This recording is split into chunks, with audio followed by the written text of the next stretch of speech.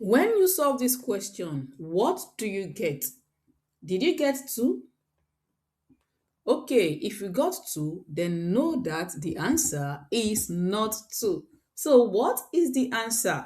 Don't forget that we will be using the PEMDAS rule. And for the PEMDAS rule, P stands for parentheses, that is brackets.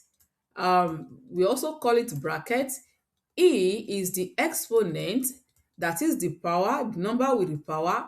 M is multiplication, D is division, A is addition, and S is subtraction. So maybe you possibly follow the PEMDAS rule and you said since multiplication appears before division, so you multiplied first and you said 20 divided by 10 and you got 2, which is wrong. Yes, we are supposed to follow the PEMDAS rule, but you don't follow the PEMDAS rule blindly, just the way it is, because multiplication and division are on the same hierarchy. So if multiplication appears before division, you multiply before you divide. But if division appears before multiplication, you divide before you multiply. So you solve from left to right. Same thing is applicable to addition and subtraction. So whichever one comes first is what you solve first.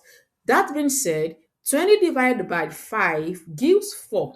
So this becomes 4 times 2 and that gives 8.